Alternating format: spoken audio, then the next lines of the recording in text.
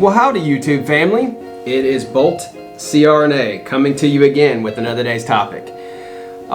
Today I want to talk about something that's near and dear to my heart, which is picking the correct CRNA school for you. The correct CRNA school is not the correct one for every single person out there because each school is a little bit different and each person is a little bit different. Each SRNA is a little bit different and your focus or your interest may be a little different. So I want to talk today about how you figure out what the right program for you is.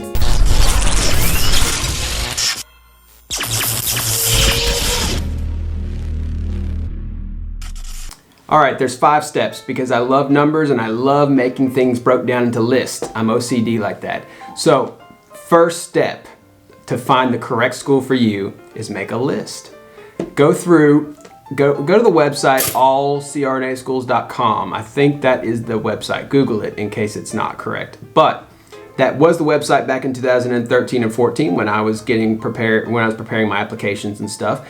And that website, it is okay with its details. There are a couple of the details that's a little old, that's a little outdated, like the first pass rates and stuff might be like a year out of date. So you can't use everything on the website as like Bible, but you can look at it as like a general idea of these are the programs that are in general in the United States. And these are all the ones that are doctorate already. This is the year 2019, so there's a couple programs that might still be operating out there that are masters still, taking people as a master student.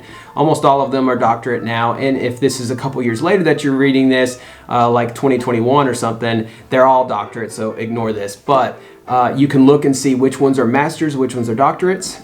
You can look and see what the first pass rates were for people graduating at that program the prior year, the first pass rates for their board exams, which is important. You want a program that has a pretty solid board pass rate. I would say 80% or higher. If you're seeing rates that are less than 80% for a program, I probably would not apply there.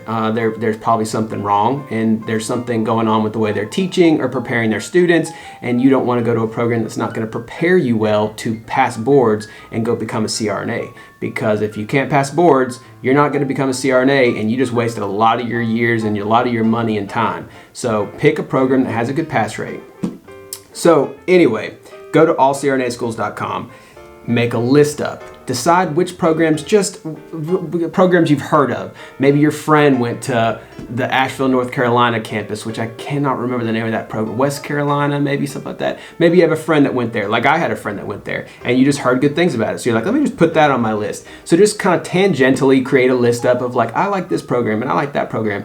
Then start going through all these programs and figuring out, okay, what's my top to my bottom on here? And the first thing that I think you should consider when you're creating your list of your top picks to your bottom list, the number one important thing that you have to make sure you fit is that you meet the requirements for that program. Some programs require like 2 different physics courses and an organic chemistry and a biochemistry and just all kinds of bizarre things.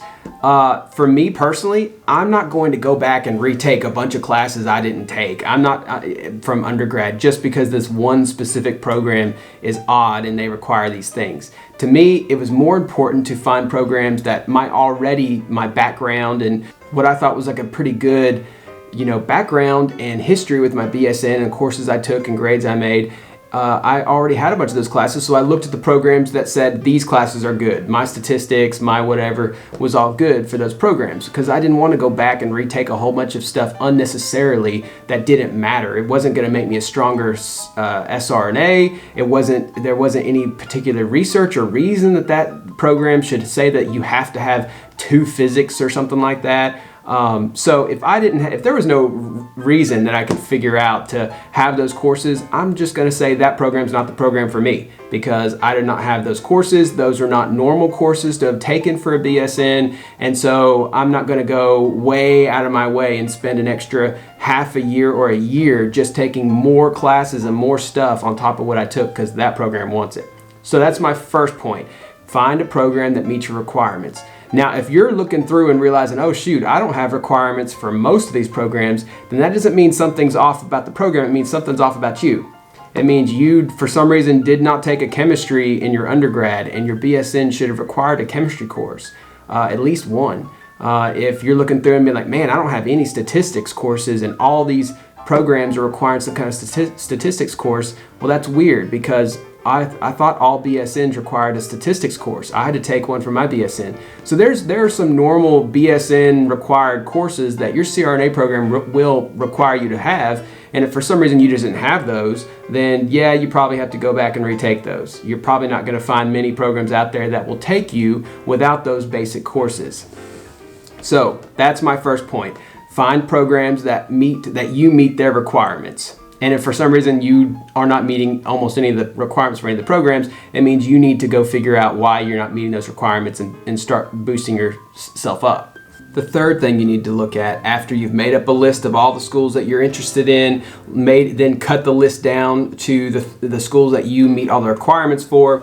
Next thing you need to do is you need to call the program and talk to one of the secretaries or the clinical coordinators for the program and just ask them like, hey, what kind of clinical opportunities do you guys have? How many clinical sites do you go to? Some schools listed on their website, but if not, you can always call the program, ask them straight up.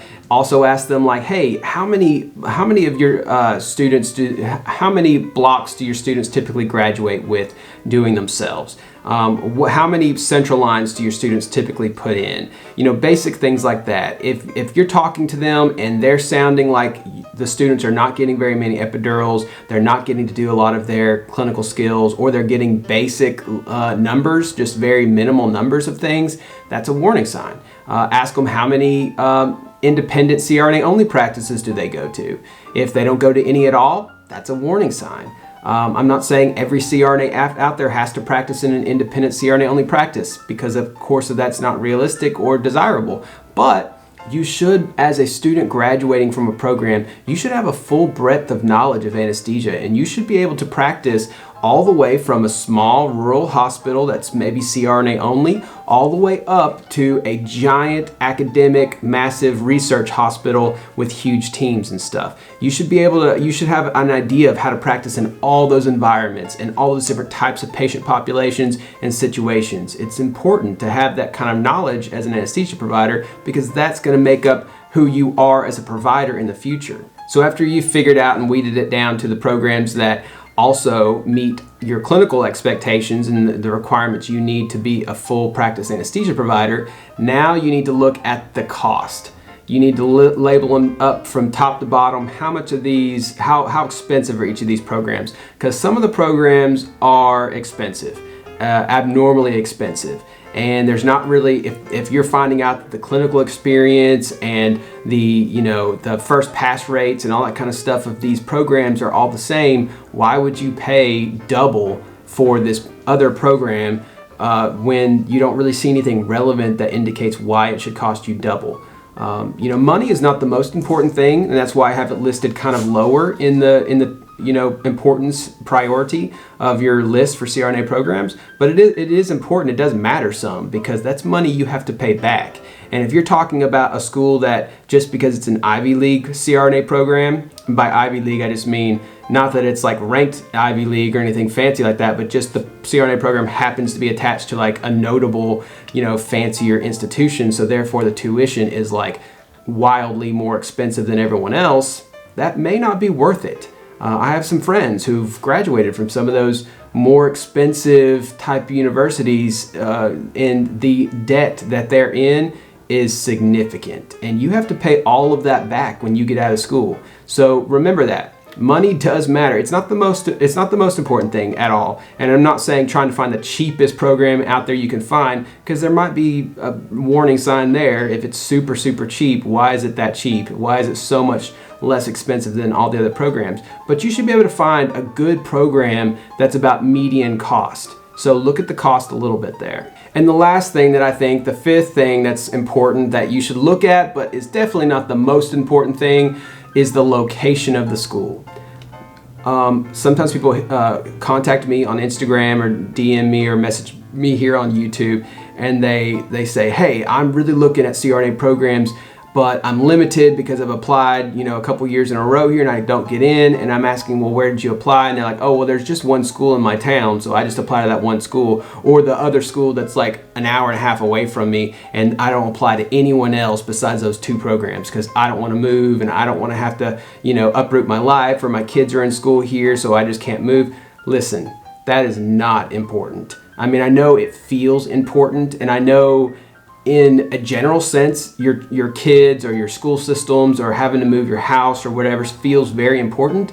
But when it comes to whether you want to be a CRNA or not, and whether you're willing to sacrifice to become a CRNA, you'd better be willing to sacrifice that and a whole lot more to become a CRNA.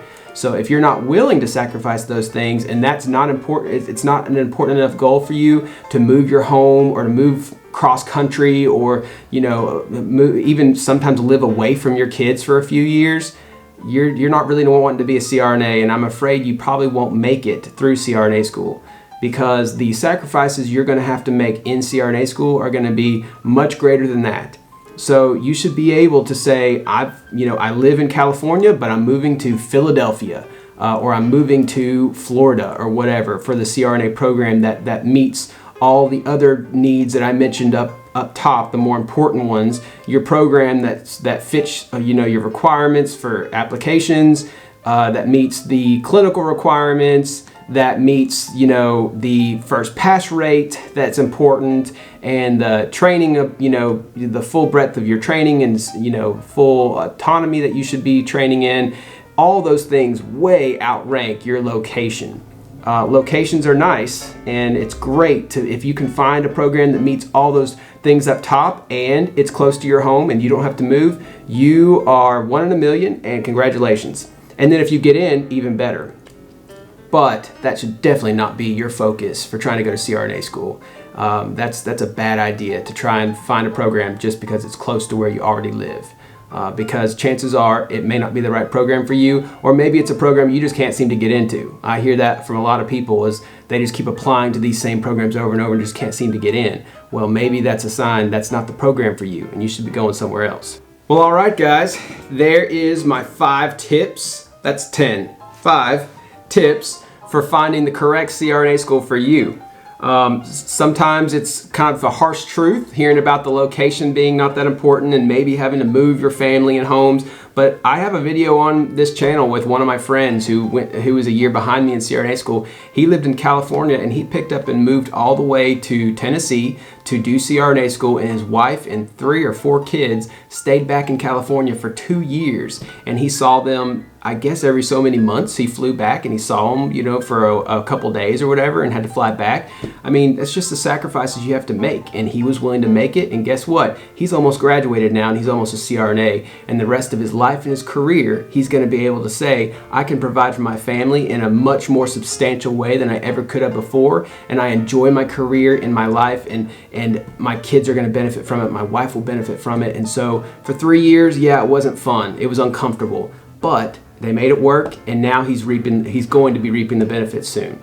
So if you guys have any comments about this, or tips that you think are important for getting the correct CRNA school for you, or what made your program the best program for you and why you're glad you picked it, or programs you just want to rep and say, hey, pick this program, they're really good at this, this, and this, or even cautionary tales, don't get rude or whatever, but cautionary tales of programs that you felt like didn't do you as well and you just want to warn people, you can put that in the comments below too. Keep it positive, guys, though. Don't go trashing people. But that is Bolt out.